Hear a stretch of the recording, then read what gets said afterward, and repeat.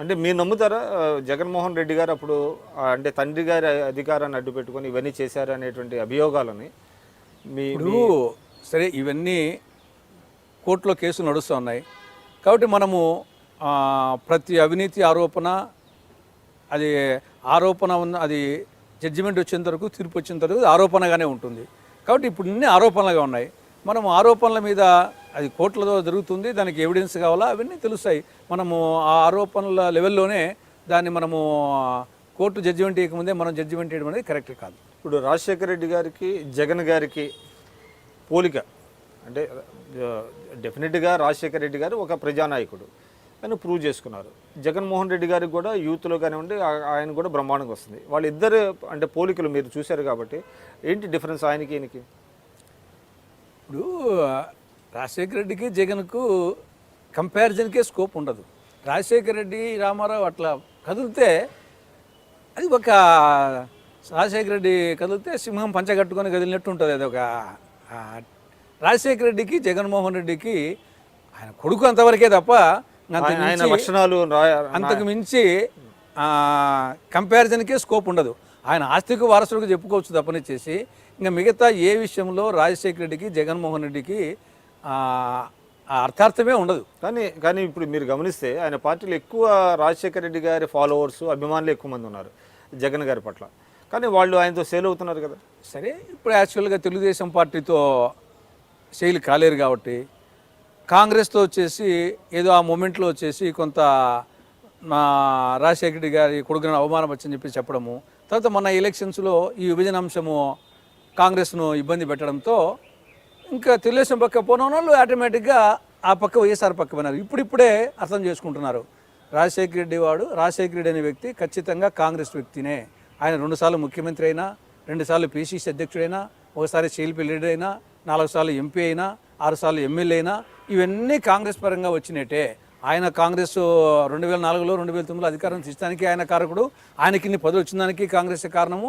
కాబట్టి కాంగ్రెస్ వైఎస్ రాజశేఖర రెడ్డి ఇది విడదీరాని అనుబంధము. కాంగ్రెస్ పర్యాయపదం రాజశేఖర రెడ్డి, రాజశేఖర రెడ్డి పర్యాయపదం కాంగ్రెస్ అని చెప్పేసి ఇది అందరూ గ్రాడ్యువల్గా నమ్ముతూ ఉన్నారు.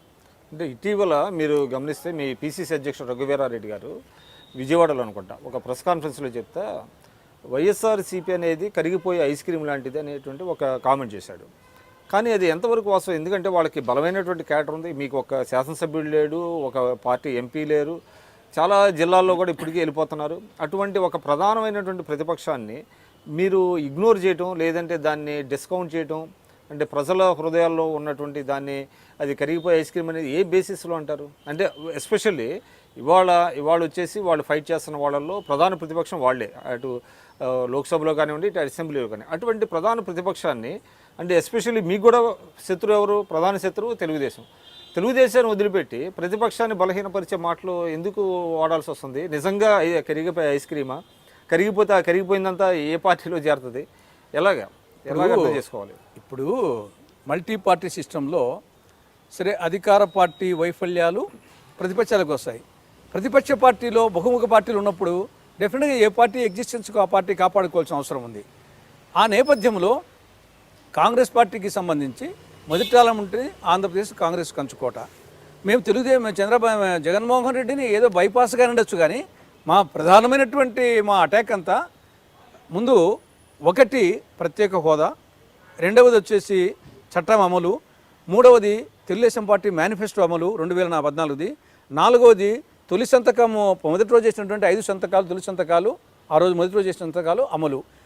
దీని మీద కాన్సన్ట్రేట్ చేస్తూ ప్రభుత్వం యొక్క వైఫల్యాలను ఎండగడుతూ మా పార్టీని సంస్థాగతంగా డెవలప్ చేసుకుంటూ ప్రజా సమస్యల మీద పోరాడుతూ ఆ బైపాస్గా ఏమైనా వచ్చినప్పుడు న్యాచురల్గా వచ్చేసి ప్రతిపక్ష ఇప్పుడు రాష్ట్రంలో రాజకీయాలు చూస్తే మీరు చూస్తున్నారు ఐ డ్రీమ్ న్యూస్ని. మీరు చూస్తున్నది ఐ డ్రీమ్ న్యూస్. అంటే కళలని నిజం చేస్తూ ప్రజలకి నిజాలని కళల ద్వారా తీసుకొచ్చే ఐ డ్రీమ్కి మై బెస్ట్ విషెస్. మీరు చూస్తున్నది I dream news.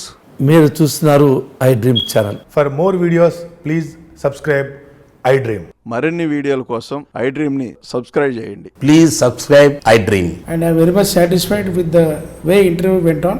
Kindly subscribe to I Dream. For more videos, subscribe to I Dream. And loads of fun entertainment and content. Do watch I Dream.